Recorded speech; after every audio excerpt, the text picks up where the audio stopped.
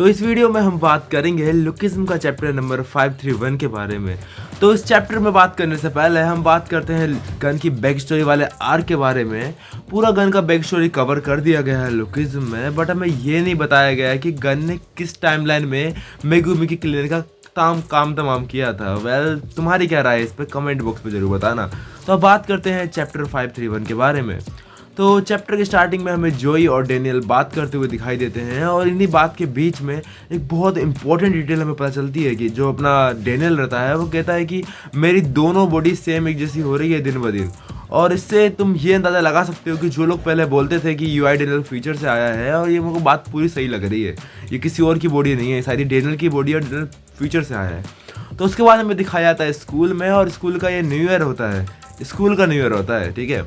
और हमें जैक पढ़ते हुए दिखाई देता है जो कि काफ़ी विचित्र लगता है हमें, और ये देख के विंजन भी काफ़ी हंस रहा होता है कि जैक पढ़ाई कर रहा है, क्योंकि वो मतलब लड़ाई के साथ साथ मतलब पढ़ाई में भी हार गया जोहान से मतलब, ठीक है। और उसके बाद सबसे फनी मोमेंट इस चैप्टर में दिखाया जाता है वास्को और विंजन का मीटअप। एक तरीके से वास्को विंजन से कहता है कि मैं तुमसे ज़्यादा अच्छा हूँ पढ़ने में, ठीक है। तो विंजन से क्वेश्चन पूछता है कि भाई एक बात बता, चल तू फैशन की स्पेलिंग सुना दे। तो भाई में बहाना मारता है, नहीं यार भाई मैं भूल गया अभी फैशन, मतलब समझ रहे हो भाई ये लोग हाई स्कूल में। बट इस चैप्टर में हमें एक चीज़ देखने को मिलती है जो कि ये पूरे कैरेक्टर का हेयर मिक्सिंग हो गया है भाई।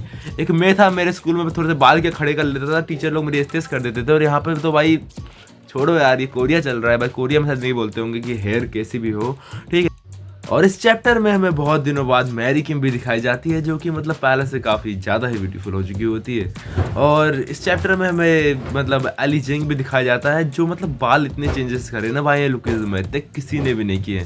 उसने फिर से ब्लीचिंग कर ली है, और क्या तगड़ा तो लगेगा ही भाई। बट मुझे इस चीज़ में एक चीज़ समझ में नहीं आई कि भाई मैं कैरेक्टर्स नहीं पहचान पा रहा था भाई। पीटीजे ने इस तरीके से आर्ट स्टाइल ला दिया कि मेरे को कैरेक्टर पहचानने में दिक्कत हो गई थी इस चैप्टर में, ठीक है। तो अचानक से डेनियल को फ़ोन आता है जेम्स ली का, और जो अपना डेनियल होता है वो जाता है जेम्स ली से मिलने, और जेम्स ली का भी लुक थोड़ा चेंज हो चुका है, और जेम्स ली टेलर के पास होता है। और जेम्स ली कहता है डेनियल से कि भाई चार्ल्स के मरने से तेरा जो 2 बॉडीज़ के राज थे वो भी ख़त्म हो चुके हैं। बट यहाँ पे क्वेश्चन राइज होता है कि जैक ली जो मतलब जेम्स ली था, उसने टेलर के सामने और गिताई किंग के सामने, दोनों के सामने उसने बता दिया है अलग राज भाई डेनियल के 2 बॉडीज का। तो मतलब राज अभी भी खत्म नहीं हुआ है, 2 लोग को और पता चल गया है, ठीक है। जेम्स ली बताता है कि डेनियल को कि चार्ल्स के मर जाने से भाई वो अंदर से होलो सा हो गया है, उसके पास कुछ मतलब मोटिव नहीं है भाई। ये बात तो मेरे को सख्त झूठ लग रही है भाई, क्योंकि मेरे ख्याल से तो भाई लुकिज्म का असली विलन मेरे को यही लगता है भाई, ये और गिताई के मुझे परफेक्ट विलन लगते हैं लुकिज्म के। बाकी तुम्हारी क्या राय है, ठीक है।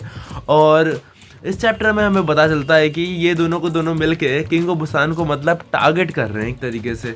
जो जेम्स ली है वो बोल रहा है डेनियल से कि भाई किंग ऑफ बुसान हमारा नेक्स्ट चार्ल्स चोई हो सकता है भाई, इसलिए तुम्हें इसे मतलब हराना पड़ेगा या टारगेट करना पड़ेगा कुछ इस तरीके से।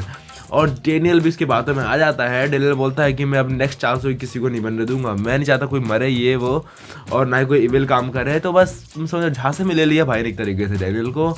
और मुझे लगता है कि भाई किंग ऑफ बुसान इतना इविल होगा, यदि इतना इविल होगा तो इतने सारे लोग फॉलो क्यों करेंगे, और हो भी सकता है इविल भाई, कौन जाने, ठीक है। तो उसके बाद हमें दिखाया जाता है कि जो अपना डेनियल रहता है वो सभी एलिट के मेंबर से कहता है कि हमें बुसान चलना है ये वो, सब लोग तो एग्री कर जाते हैं। पर जो अपना विंजन बाबा रहता है उसको वो बोलता है नहीं भाई मेरा एग्रीमेंट खत्म हो चुका है, मैं नहीं जाऊँगा तुम लोगों के साथ। और हमें यहाँ पे किंग ऑफ इचियन भी दिखाया जाता है जो कि काफ़ी एक्साइटेड रहता है क्योंकि वो भी जा रहा होता है एलिट वालों के साथ। पर उसके साथ कोई कार में रहता है यार जो मतलब इचुन अंकल बोलता है, पता नहीं वो डेनियल रहता है कोई और रहता है, कि मैं समझ ही नहीं पा रहा होता भाई इसके हेयर स्टाइल की वजह से, उसके चेहरे की वजह से।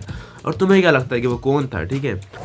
क्या तुम लोगों ने एक चीज़ नोटिस किया कि जो जेम्स ली था, जेम्स ली के रास्ते में जो भी आगे जाके थ्रेड बन सकते थे उसको जेम्स ली ने ऑलमोस्ट एलिमिनेट कर दिया है। चाहे आप चार्ल्स चोई की बात कर ले वो भी एलिमिनेट हो चुका है, या आप गन की बात कर ले, गन को उससे प्रिजन में भेज दिया क्योंकि उसे पता था कि गन उसके लिए आगे जाके पोटेंशियल थ्रेड बन सकता था। इसलिए अब किंग ऑफ बुसान की बारी है, उसे पता है कि किंग ऑफ बुसान आगे जाकर उसके प्लेन में थ्रेड बन सकता है, तो इसलिए उसने किंग ऑफ बुसान का भी जुगाड़ कर दिया है। इसलिए उसने भेज दिया है एलिट को, मतलब कि जाके किंग ऑफ बुसान से डिटेल करे। और बस समझ रहे हो जेम्स ली मतलब पूरी तरीके से मास्टर माइंड है भाई।